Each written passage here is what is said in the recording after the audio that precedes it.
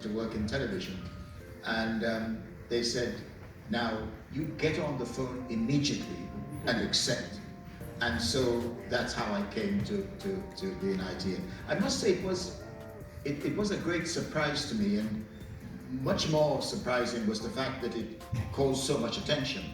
I remember somebody came around to Bush House to take a picture of me for the daily papers, and I said to my colleagues, I said, why do they want my picture? And they said, you damn fool, you don't understand. You have just, become the first black reporter on national British television. So that in short is the story. That's fantastic. I mean,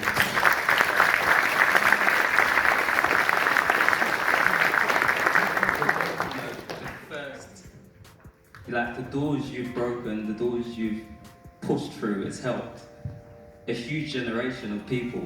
And you say it, so humbly. I mean, for me, you're a role model, and to many others, everyone in this room. So, but really keen to, who is your role model, Sir Trevor? Who do you look up to?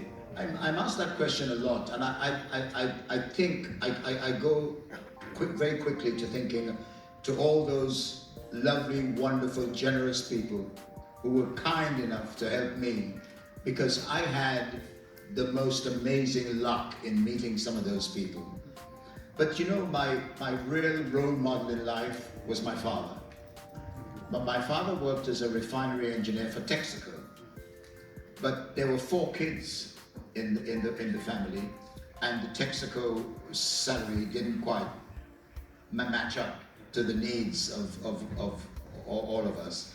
And so my father assiduously, laboriously, and continuously did every odd job he could find. He ran a market garden. At home with you, with some of these, tough conversations that you had. Very difficult. Very difficult. That is the real problem. How do you get this thing out of your head? And for me, it was very realistic. We were staying in a ghastly hotel, which was a gambling casino hotel, with a car park twice the size of Wembley, and people coming to lose their money in droves.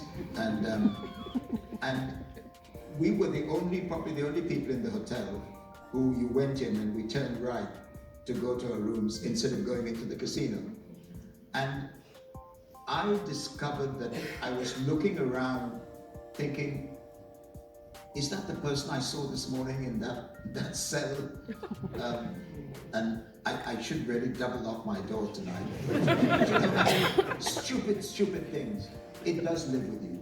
And you hope when you get on the plane and go back home, it's a little distant from your mind. But I still remember sitting on the bed of a prisoner on death row, interviewing him and talking about how he horrendously killed 2 young women.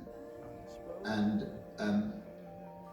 I also felt that we should be very courteous to these people who helped us make television programs.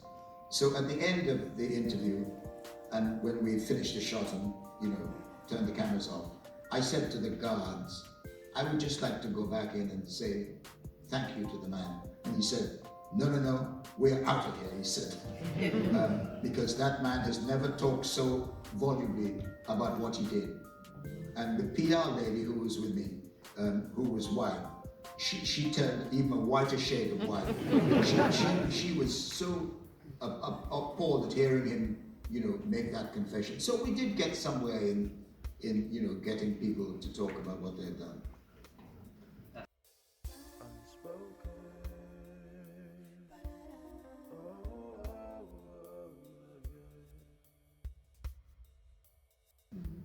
So after a lot of my days on the small screen, it is really, really warm and lovely, especially with your generosity, to be talking in an audience like this to real people.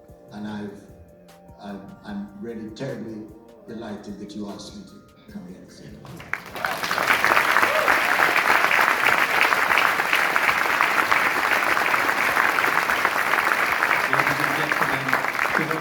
round of applause.